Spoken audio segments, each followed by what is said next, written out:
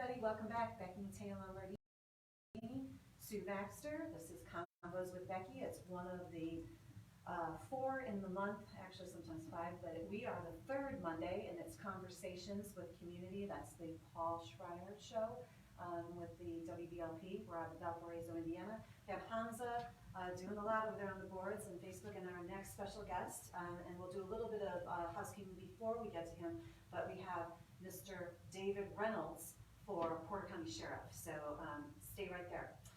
Just want to recap a little bit of what I said earlier with some of the people that have been helping us tremendously. Up in Chesterton, we have the Bringing Balance, so that's Monday, Tuesdays, and Thursdays. We have different classes, meditation, yoga, and ballet. And then coming up on the 19th is the Clean Eating Metabolism Workshop, and you can find all this on social media. And then remember, the reason we're taping is because I'm out of town down at the World Leadership Conference for the Aspen Institute, and that is the week of the 20th or the 23rd through the 27th down in Puerto Rico, and you can still sign up. So just go to Festival of the Diaspora and you can sign up there. So without further ado, I'm going to welcome you. This is your home, Valparaiso, Indiana, but let's tell us a little bit more about yourself and then kind of what's going on today in your life. Today, or in general? Yeah, in general. Well, it's nice to meet with you guys. I appreciate the invite. You know, I do live in Valpo. I grew up in Portage. I'm a graduate of Portage, Indiana. I've always been a resident of Porter County my entire life. Most of my family still resides in Portage and Valpo, so we're strong ties to the community. It's one reason that my wife and I, we have 2 children. It's one reason we decided to stay in the area and not move away. You know, we've always been a family that's dedicated ourselves to public service and involved in the community. So, you know, whether from youth coaching, sports, which I do, member of a few different boards in the community. So try to keep close ties to things just outside of law enforcement. So, you know, Porter County is a fantastic place to live and to grow up, and that's one of the reasons, or really the main reasons, why I decided to run for office. And we were talking out there. Right now, you were working with the government, but you have to explain that a little bit. Yeah, so I worked for the Drug Enforcement Administration as a special agent, and in the last several years, I was a supervisor special agent, which meant that I was a supervisor, led a task force actually. But when I decided to run for this office, you can't run for office while you're a government employee. So it was a big decision. It was one that I didn't take lightly. Working for DEA was the childhood goal, a dream of mine to be a special agent. So it was a tough decision, but one that supported my wife, because obviously if you don't have the support of your wife, it's a dead issue. But she's supportive, and quite honestly, I worked in Chicago, my entire career with DEA, and it was a great experience, and a lot of different cases and things that are unique to DEA, obviously, but it wasn't home. I mean, Chicago has its own challenges, but it's not here, and I think that I have experience in things that, quite honestly, a lot of folks here haven't had exposure to, that I think will help. And along with sense of community, that was the driver behind making this decision. So another big thing is we wanted to differentiate that your dad has done tremendous work in our county, and it probably was somebody you spoke to about it. So tell us a little bit about that. Yeah, he was supportive, and he spent a lot of time with the sheriff's department, and has spent a lot of capital in his own personal life to make sure that department is on the right path. And it's very important to him that it continues in the right way. And if you know him and you know how much the sheriff's department means to him, if I wasn't capable of doing that, it would be a conversation we wouldn't have. So it's a conversation we did have, and he was supportive, and it's very close to him that things continue on the right path. And then he knows, I mean, it's a unique situation. Clearly we have the same name, and I used to work there, and I mean, I understand that, and you can't, you ask 10 people, 5 people think it's really neat, and 5 people think it's awful. So I understand that. I've had to live with that my entire life. So, I have a lot of respect for the men and women at the sheriff's office and the institution of the agency. And if I didn't think I was the right person to do this, I wouldn't disrespect those folks by doing it. So I know I'm capable. It was a conversation, but it was quite honestly, a pretty short one because he knows that I'm the right person to keep the train on the tracks. So with that being said, okay, you're kind of figuring out that you're running, but specifically, because people in our county, we were just at the office last night, why are you running? Like, what are people saying to you that we still need to like do in Porter County? Well, I've spent the last several months talking to people in the community, school officials, parents, union officials, just, as many people I can talk to. And, the number one issue that people bring up is the drug issue and, the rise in heroin overdoses and prescription, opioid related incidents in this county. And, that's my background. So I have a different perspective of how to look at that issue. It's not just an enforcement issue, obviously, but the investigative part of it. I have that experience. I spent the last 5 years in Chicago. Almost every single case we did was a heroin-based investigation. So I think that I do bring a different experience that is something I think is needed in the community. I know another issue that comes up is that within the department is the rehab side of that. Do you have any opinion? I do. On that? I do, because I think I've probably personally interviewed over 1,000 people that have been addicted to heroin, and every single addict, they all say the same thing, and they all say that they wish they never would have tried heroin because it put them on a path that, whether it was a trauma event when they were a traumatic event when they were younger, or they were, genetically disposed to it. It doesn't matter. They just wish they wouldn't have got on that path because it's so difficult to come back from. And that's something that should be treated. Somebody with those sorts of problems should not be in Porter County Jail. The resources are limited. You're not going to give the mental health care that you deserve. It's a long-term problem. Now, with that being said, my background is the enforcement part of it. So, if you're bringing heroin into this county and you're selling it, well, then you're in trouble. And that's what I can bring, and that's what I've done, and that's what we'll do. And it's a multi-pronged issue, and it's easy just to say, oh, throw them all in jail. Well, you can throw them all in jail, but we're not going to solve the problem. So until we have a better dedicated mental health long-term solution, it's going to be a cyclical thing with these folks. And what people need to realize in this county is, they think, well, heroin, it's not my problem. Well, it may not have touched your family. Maybe you've been lucky enough that no one in your family's been addicted, but if your car's been broken into, if your shed's been broken into, chances are the person responsible for that is addicted to drugs. So it affects our community. We have a great place to live, and we want to keep it that way. So, I think I have the perspective and experience to make sure that we, keep this a place that everybody wants to live. I know this has come up quite a bit with the ARPA funds and even some of the foundation money, and how do we all work together? And that is one of the key things is to maybe to get them involved in something else. So I think that's really important. What you said is that we are working together because we have some issues, but it's still a great place. For sure. Tell us some of the great things you've done, and it could be in your entire life, because you don't have to be a sheriff to be a great sheriff. You've got a good skill set. So tell us some of those things.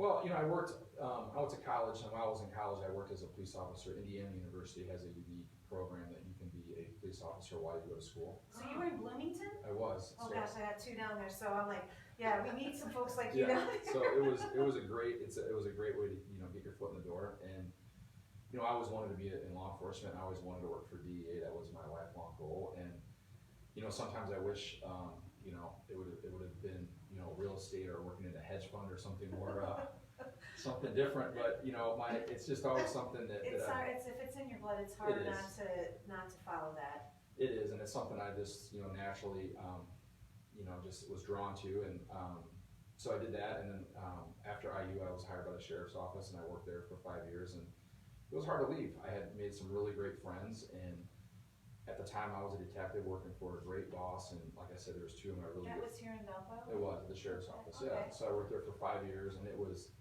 just a wonderful experience. It was hard to leave. I really enjoyed it, and for many factors, I decided to take the job with DEA, and then went to Quantico and graduated from. I was gonna say, isn't there a special Yeah, training yeah, program? There is, yes, there is. Quantico? You went It's to the same place, Quantico? yeah. So it's the same place that they share the same base with the FBI Academy. So, after that training, then they assign you anywhere in the country, and either unfortunately or fortunately, I was assigned to Chicago. So then, fortunately, I was assigned to Chicago. That's where I met my wife, and now I have my 2 children. So that was. And you that was mentioned your wife is a lawyer. I think that's important. So you, how did, just tell me a little bit how you guys met. That's it's not an original tale, Becky. So we met. She was a prosecutor on a case I was investigating. So it's the cop prosecutor that It's like the TV show. It's been 1,000 TV shows. Yeah. So That's nice. so that's cool. that's our story. And then from there in Chicago, well, how long have you been doing that now? So I worked in Chicago for 15 years, but like I said, I had left the government to run for this. But during my time with DEA, I had I can talk hours about the different experiences that I had, and most of them were when I started, it was a lot of wiretap, which is like listening to people's phones and very sophisticated investigations. And then the last 5 years, I was tasked to work for a multi-agency task force, which had 7 to 8 Chicago police officers, obviously DEA agents and suburban police officers as well. And our job was to investigate violent street gangs in Chicago and try to identify their sources of where the cocaine or heroin were coming from. So we were in the worst neighborhoods in the city, and I was in charge of it. So from operationally to making sure we were in compliance with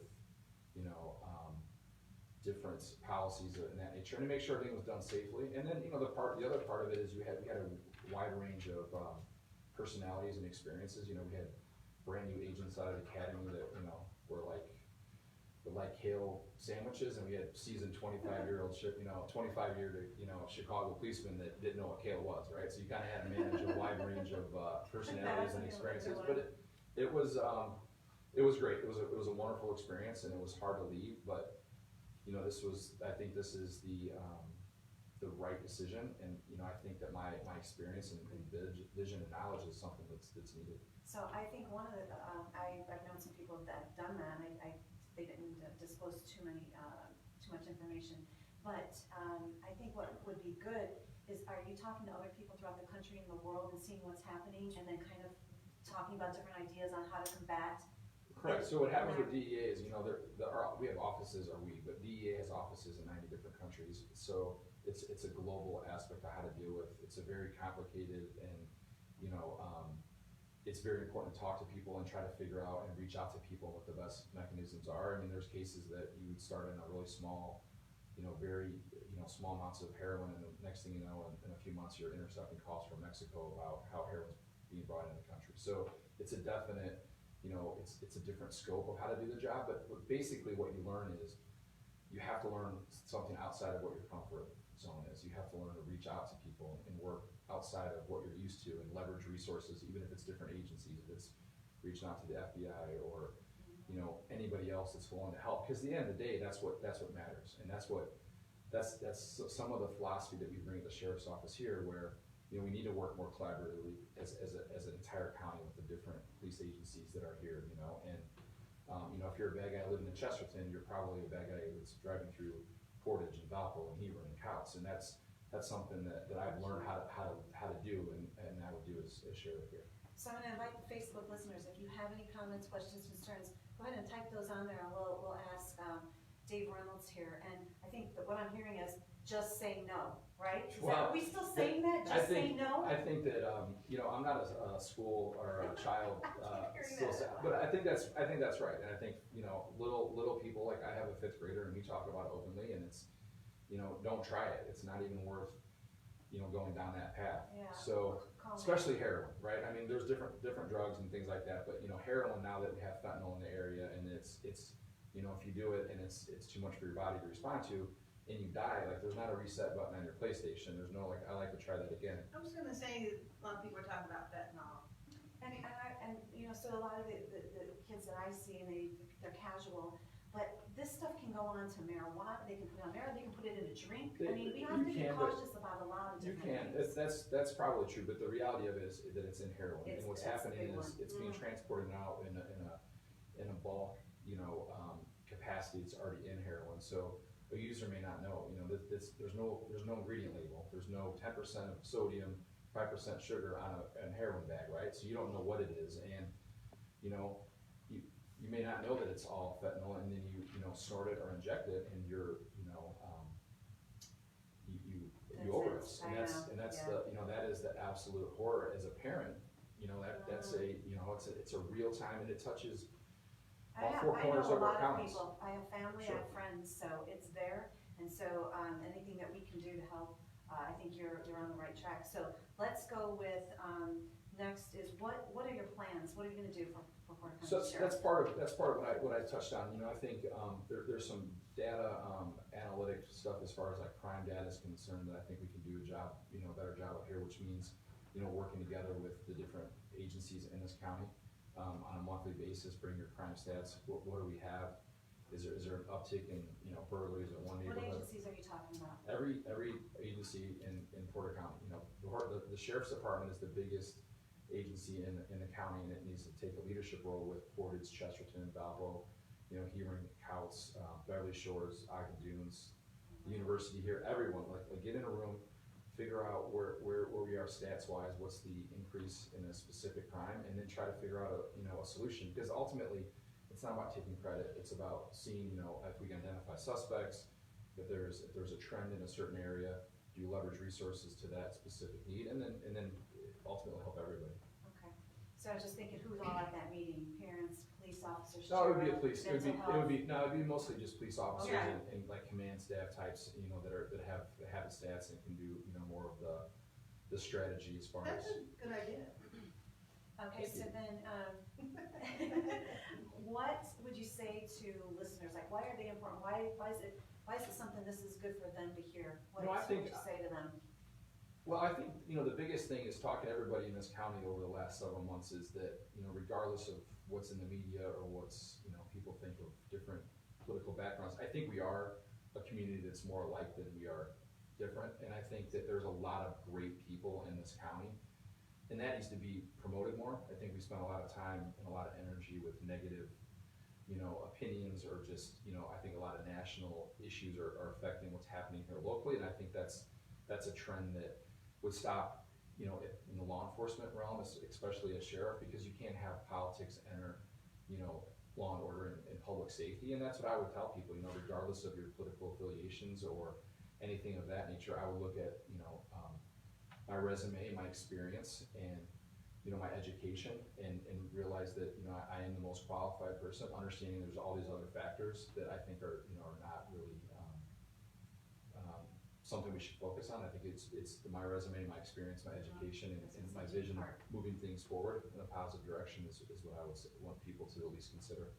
And is there anything on your mind that we didn't cover? Because we're down to like 2 minutes now. No, I think, more than anything, if people have questions, I don't know the venue. When did you coach? So I coach, it seems like every day or something, but I coach Life is a basketball, big coaching thing. it's I've always done it, and it's, now my schedule is a little open, so more open, so it's easier, but I've always tried to at least be the main coach or an assistant, help both my daughter and son as much as possible. So we do softball, baseball, basketball. I said sports keeps kids supervised, busy, and tired, so they can stay out of trouble. We're just trying to you're right. Remember your shoes for your bag, and remember your water bottle, and like life lessons like that are. So how do people reach you, and what's coming up? Do you have any events coming up that we can? We have a couple things in the mix shortly. We have a Facebook page and a website. Our website is Reynolds, the number 4 sheriff.com, and everything's updated on there. And then if people want to reach out to me, there's a place to email. I try to respond to every single person, whether it's positive or negative. You've been great. You're very responsive, and I think that's a key to success and doing the job well, is if you're responsive, and you were like that. I call people, I've called people that have left really bad, nasty emails, and I just call them and, at least give them an opportunity to talk one-on-one, and, that's my approach. I want to be open, I don't really want to make this political at all. I want this to be about, campaign about law and order and keeping things, in a positive direction at the sheriff's office, and, keeping the entire county safe, which is really the point. So do you have a slogan to close with? I don't, you know what, I don't have, please vote for me. Maybe that would be my slogan, but I don't have anything creative or. That's all right. I think you guys are like doing a good job. It's very memorable. Well, we definitely thank you for coming, and For sure. we're gonna Thanks for spread the having me. word to get out there and vote. Thank David you. Reynolds, Thanks for having me. Sheriff, Portage County, May 3rd. Sue's coming up next. She's got a whole list of things that she's got to talk about, so make sure you're looking everywhere for all these details. I'm Sue from Panorama Now Entertainment News, panoramanow.com, and we look at what there is to do and things going on in the region. And a lot of these things you probably haven't even heard of. That's why it's important to check our website and listen to our shows. There's a fish and outdoor show coming up in Portage, February 26th and 27th. There's a Ham Fest, Cabin Fever Ham Fest. A lot of people don't know about this. So are these the ones you said earlier? Because Yes. they're going to repeat, so maybe quickly on that. And then you have a show coming up that they can listen to, right? Starting March? Yes, starting in March. For a whole half hour? That's an hour. Oh gosh, on Fridays? That's going to be Panorama Now at noon on WVLP, and on Thursday night we will be doing the show live, so you can look for what there's going to be upcoming to do on the weekend on Facebook on our live show on Thursday nights. So I want to remind our listeners right now that on Monday the 21st is when this will Right. air on the radio, and then it repeats on Thursday and Sunday, Mm-hmm. 1 and then noon. And then I think you've got like 1 minute left, so Well, we have speed dating coming up? this is my first event that I've sponsored. Is Panorama Now, and it's going to be speed dating. It's going to be safe and secure speed dating So we might need you there. at Inlands Recreation Center. And so they have a very well lit parking lot, and we encourage you. It's on Friday, March 18th, and we encourage you to look up on Facebook or our website, and it's going to be fun. We're celebrating St. Patrick's, so it's lucky you. Yeah, we're encouraging folks not only to date, but how to be a good person to date. And I think one of the greatest testaments for family are, wife, kids, Mr. Mears as well. And I think that's really important in our society to try to combat some of these And other you issues. get to meet people. You get 5 minutes with that person. You might not be interested in dating them, but you at least get to have a conversation with them. Business, With the person, hobbies, yes. candidates. You like, never, we you could never meet, know. Just say they're bowling on lane 4 over there. So, how much time do we have left here, Kwanzaa? We got about 2 minutes and 2.5 minutes. Oh, okay. Well, keep Let me go through some more. Yeah. There's the Hilltop Soups fundraiser that helps the Hilltop Neighborhood House, Love and that's that. on Tuesday night, March 1st. And is that part of what Paul does? Yes. Yes, because his Project Neighbors, and this is part of the show that promotes all of his happenings. So Yeah, we want to get going that on. in. It's on Tuesday night. It's at the Hair Union Building in Valparaiso. It's going to be a big event. Is that all on of- Valparaiso's campus? All the local restaurants will bring their best soup. There's a symphony concert, the first one of the year, on March 3rd and March 4th. And there's Shipshewana on the Road coming up. Oh, I love That's a those. big